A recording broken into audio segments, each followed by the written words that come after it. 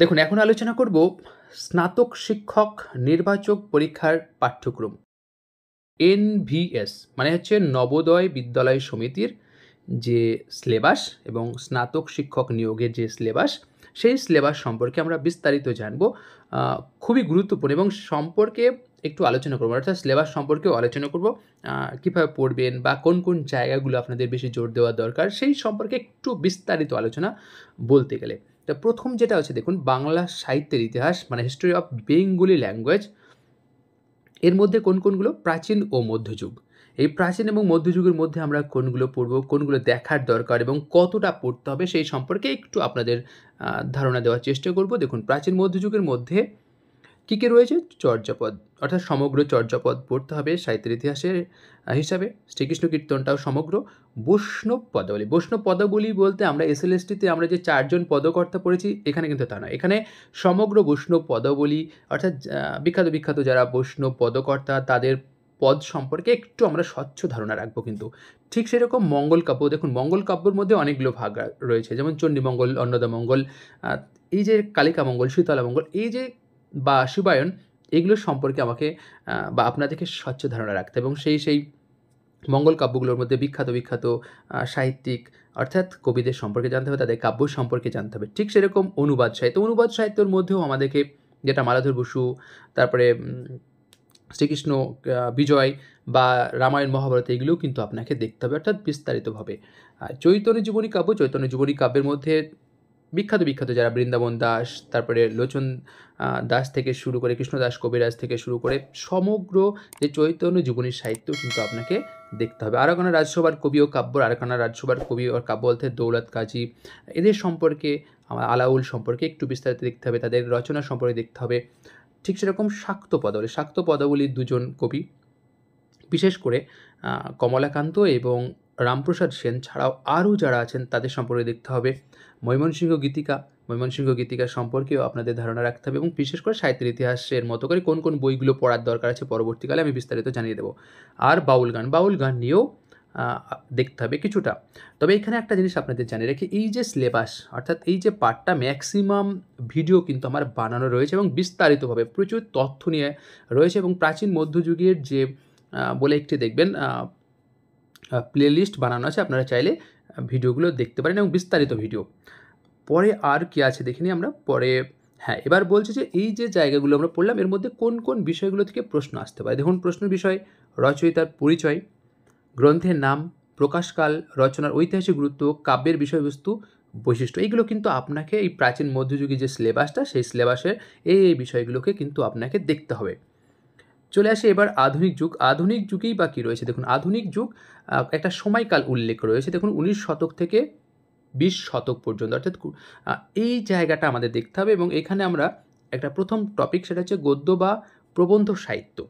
এই গদ্য এবং প্রবন্ধ সাহিত্যের এবং এখানে যে ইংরেজি ইজি টাইপ লিটারেচার, সেটাকে ইংরেজিটাই বাংলা এখানে ট্রান্সলেট করা আছে। কী কী বিষয়? দেখুন, নবজাগরণের সংক্ষিপ্ত ইতিহাস, তাহলে নবজাগরণ যে বাংলায় আসছে সেটা নিয়ে একটু আপনাকে ধারণা রাখতে হবে।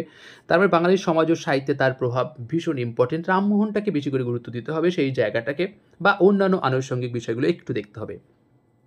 ফোর্ট কলেজের লেখক গোষ্ঠী, ফোর্ট কলেজে যত লেখক রয়েছেন তাদের লেখা, তাদের রচনাগুলো সম্পর্কে একটু স্বচ্ছ ধারণা রাখতে হবে। ঠিক সেরকম ঈশ্বরচন্দ্র বিদ্যাসাগর, বঙ্কিমচন্দ্র চট্টোপাধ্যায়, রবীন্দ্রনাথ ঠাকুর, প্রমথ চৌধুরী, অর্থাৎ এইগুলো সম্পর্কে আপনাকে ধারণা নয়, বিস্তারিতভাবে জানতে হবে। বিশেষ করে এই টপিকগুলোর ওপরেও ম্যাক্সিমাম, বিশেষ করে দেখুন বঙ্কিমচন্দ্র, ঈশ্বরচন্দ্র বিদ্যাসাগর, রবীন্দ্রনাথ ঠাকুর, প্রমথ চৌধুরী, এর ওপরে কিন্তু বিস্তারিত আমার ভিডিও রয়েছে, আপনারা চাইলে দেখে নিতে পারেন। প্লেলিস্ট ফলো করুন, আধুনিক সাহিত্যের ইতিহাসের ওপরে যে প্লেলিস্ট আছে ওখানে। ঠিক সেরকম এবার আমরা কাব্য সাহিত্য, যেটা বলা হয় লিটারেচার অফ পোয়েট্রি, সেই জায়গার একটি অংশ। এখানে আমরা বঙ্গানুবাদ যেটা করলে যেটা দাঁড়াচ্ছে কাব্য সাহিত্যের কাদের সম্পর্কে আমরা পড়ব। শুধুমাত্র কবি হিসাবে দেখুন, মধুসূদন দত্ত, বিহারীলাল চক্রবর্তী, রবীন্দ্রনাথ ঠাকুর, কাজী নজরুল ইসলাম, যতীন্দ্রনাথ সেনগুপ্ত, মোহিতলাল মজুমদার, বুদ্ধদেব বসু, প্রেমেন্দ্র মিত্র, জীবনানন্দ দাশ, সুধীন্দ্রনাথ দত্ত, সুভাষ মুখোপাধ্যায়। মোটামুটি এসএলএসটি সিলেবাসের ম্যাক্সিমামটাই রয়েছে। শুধুমাত্র মোহিতলাল মজুমদার এবং আর দুই একটি হয়তো সেরকম, সুধীন্দ্রনাথ দত্ত, এই যে দুই একটি ব্যতিক্রমী, সেইগুলো দেখতে হবে। আমি তবে আপনাদের বলে রাখি যে এই বিষয়গুলো আমি বিস্তারিত ভিডিও দিয়ে দেব। তো আপনারা কিন্তু এইগুলো ফলো করতে পারেন। তাহলে এদের ওপরে কিন্তু বিস্তারিত আমার ভিডিও রয়েছে এই টোটাল পার্টটির ওপরে, বিশেষ করে মধুসূদন দত্ত থেকে বিহারীলাল চক্রবর্তী থেকে শুরু করে রবীন্দ্রনাথ থেকে এত তথ্য আমার অন্তত বিশ্বাস যে ইউটিউবে একত্রে কোথাও পাবেন না। কারণ দেখুন এসএলএসটির যে পড়াশোনা সেই পড়াশোনায় অনেকটা সহজ ব্যাপারটা এসেছে এবং আপনি হয়তো অল্প জানলে হয়ে গেছে। কিন্তু এবার একটু কিন্তু আপনাকে গুরুত্ব সহকারে দেখতে হবে এবং তার জন্য যে বিস্তারিত দরকার বা প্রচুর তথ্য সেগুলো কিন্তু আমি বানিয়েছি, আপনারা চাইলে দেখে নিতে পারেন। এবার আরেকটি পার্ট আছে দেখুন, উপন্যাস ও ছোট গল্প। তাহলে উপন্যাসিক হিসাবে কাদের দেখব? বঙ্কিমচন্দ্র চট্টোপাধ্যায়, রবীন্দ্রনাথ ঠাকুর। তাহলে রবীন্দ্রনাথের 3টে জায়গায় পেয়ে যাচ্ছি আমরা, সমগ্র রবীন্দ্র সাহিত্য, নাট্য সাহিত্য এখনও পাইনি, কিন্তু কাব্য সাহিত্য পেলাম, প্রবন্ধ সাহিত্য পেলাম এবং এখানে পেলাম ঔপন্যাসিক হিসাবে। ঔপন্যাসিক হিসাবে বিস্তারিত ভিডিও আমার রয়েছে। বঙ্কিমচন্দ্রের ওপর 3টে পার্টে আলোচনা করা হয়েছে। শরৎচন্দ্র চট্টোপাধ্যায় পেয়ে যাচ্ছি, তারাশঙ্কর বন্দ্যোপাধ্যায়, বিভূতিভূষণ বন্দ্যোপাধ্যায়, মানিক বন্দ্যোপাধ্যায়, পরশুরাম, প্রেমেন্দ্র মিত্র, বনফুল। শুধুমাত্র পরশুরামটা আমার বানানো হয়নি, বাকি কিন্তু আপনারা চাইলে আমার ইউটিউব চ্যানেলে অবশ্যই আপনারা পেয়ে যাবেন। হ্যাঁ, পরশুরামটা বানানো রয়েছে গল্পকার হিসাবে, ছোটো গল্পকার হিসাবে রয়েছে, আপনারা চাইলে দেখে নিতে পারেন এবং বিস্তারিত আলোচনা রয়েছে। তাহলে এখানে কিন্তু আপনাদের যেটা করতে হবে যে এই যে উপন্যাস সাহিত্য, এই উপন্যাস সাহিত্যগুলোকে অর্থাৎ যতজন সাহিত্যিক রয়েছেন তাদের সম্পর্কে কিন্তু প্রত্যেকটি রচনার সম্পর্কে আপনাদের একটা স্বচ্ছ ধারণা রাখতে হবে। এরপরে চলে আসলো নাটক। নাটকের মধ্যে কী কী? মধুসূদন দত্ত, অর্থাৎ মধুসূদনের সমগ্র মধুসূদনটাই আপনাকে পড়তে হবে কাব্য এবং নাট্যকার হিসাবে। দীনবন্ধু মিত্র, রবীন্দ্রনাথ ঠাকুর, গিরিশচন্দ্র ঘোষ, দ্বিজেন্দ্রলাল রায়, ক্ষীরোদপ্রসাদ, বিদ্যাবিনোদ, বিজন ভট্টাচার্য আর উৎপল দত্ত। এক্ষেত্রে টোটাল সমগ্র যে সাহিত্যের ইতিহাস সেখান থেকে কী ধরনের প্রশ্ন আসতে পারে? গুরুত্বপূর্ণ রচনা, লেখক, প্রকাশকাল এর ওপর প্রশ্ন হতে পারে।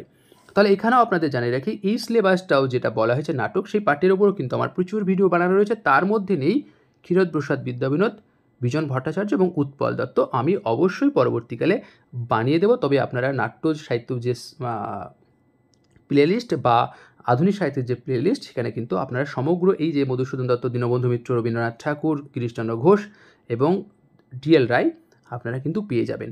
এরপরে আরও একটু সাহিত্যের ইতিহাসের পাঠ দেখুন, সাময়িক পত্র। তাহলে বাংলা সাহিত্যের আধুনিকীকরণের ছাপাখানা, সংবাদ প্রভাকর, বঙ্গদর্শন, সবুজপত্র, কল্লোল, পরিচয়, এইগুলো কিন্তু আপনাকে দেখতে হবে। এদের সম্পর্কে দেখতে হবে যে কালসীমা, বৈশিষ্ট্য, লেখক গোষ্ঠীর সংক্ষিপ্ত বিবরণ। তাহলে আপনার কিন্তু সাময়িকপত্র বা পত্রপত্রিকার ক্ষেত্রে যেটা আপনাদের দেখতে হবে সেটা হচ্ছে ছাপাখানা, সে সম্পর্কে একটু ধারণা রাখতে হবে। সংবাদ প্রভাকর, যেটা ঈশ্বর গুপ্তের সম্পাদনায়, বঙ্গদর্শন বঙ্কিমচন্দ্র, সবুজপত্র দেখতে হবে প্রমোদ চৌধুরী, কল্লোল দেখতে হবে, পরিচয় সুধীন্দ্রনাথ দত্ত। এই যে সম্পর্কে আপনাদের কিন্তু ধারণা রাখতে হবে। এবার ব্যাকরণের পাঠ। ব্যাকরণের পাঠে কোন কোন আমরা জিনিসগুলো দেখব? এবং হ্যাঁ, আপনাদের একটা জানিয়ে রাখি, সাময়িক পত্রের ওপরে সেইভাবে বিস্তারিত ভিডিও বানাইনি, তবে আমি বানিয়ে দেবো খুব দ্রুত। অবশ্যই ইউটিউব চ্যানেলটি পাশে থাকুন। ইউটিউব চ্যানেলে পারলে একটু সমগ্র ভিডিওগুলো দেখুন, ভালো লাগলে অন্যদের মাঝে অবশ্যই শেয়ার করুন। এবার ব্যাকরণের মধ্যে যে জায়গাগুলো আমরা দেখব, দেখুন ভাষা ও উপভাষা, সাধু চলিত ভাষা, বর্ণ ও বর্ণ বিশ্লেষণ, তারপরে ধ্বনি পরিবর্তনের রীতি, পদ পরিচয় ও পদান্তর, প্রকৃতি প্রত্যয়, তারপরে কারক বিভক্তি অনুসর্গ, ধাতু ও ক্রিয়াপদ। এরপরে রয়েছে সমাস। সমাস, এই যে সমাস ছাড়াও আরও কী কী রয়েছে দেখি আমরা। প্রচুর কিন্তু বাংলা শব্দভাণ্ডার, গঠন ও অর্থ অনুসারে বাক্য পরিবর্তন, প্রবাদ প্রবচন ও বাগধারা, সন্ধি, স্বরসন্ধি, ব্যঞ্জনসন্ধি, বিসর্গ সন্ধি, লিঙ্গ, বচন, পুরুষ আর অলঙ্কারের ক্ষেত্রে রয়েছে অনুপ্রাস, শ্লেষ, যমক আর উপমা। সিলেবাস কিন্তু যথেষ্টই বড়, তাহলে আপনাদের যেটা করতে হবে এই সিলেবাসটা কিন্তু যথেষ্ট গুরুত্ব সহকারে আপনাদের দেখতে হবে। আর সিলেবাসটি কিছুই বাদ নেই, টোটাল সমগ্র সাহিত্যের ইতিহাসটাই যেন এখানে তুলে দেওয়া হয়েছে। অর্থাৎ আমরা এসএলএসটির জন্য যতটুকুলো পড়েছি তার পাশাপাশি আরও কিছু সাহিত্যিকদের সম্পর্কে জানতে হবে, আরও কিছু সাহিত্যের যে প্রেক্ষাপট সম্পর্কে, বিশেষ করে এই যে নবজাগরণের সংক্ষিপ্ত ইতিহাস, বাঙালির সমাজ ও সাহিত্যে তার প্রভাব, এগুলো একটু দেখতে হবে।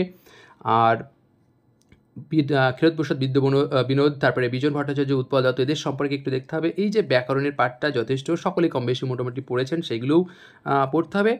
আর এর মধ্যে আর একটা জিনিস যেটা যুক্ত হচ্ছে নবম দশমী ছাড়াও, এই যে লিঙ্গ, বচন, পুরুষ, তারপরে অলঙ্কার, এই যে বিষয়গুলো। তো যাই হোক, এই যে সিলেবাসটা আপনারা দেখুন এবং কী ধরনের প্রশ্ন হবে দেখুন কীরকম, যে question will be based on PG and UG লেভেলের। তাহলে আশা করি আপনাদের একটু ক্লিয়ার ধারণা এলো সিলেবাস সম্পর্কে, এবং সিলেবাসের ম্যাক্সিমাম ভিডিওই কিন্তু আমার ইউটিউব চ্যানেলে পেয়ে যাবেন, চাইলে আপনারা দেখে নিতে পারেন।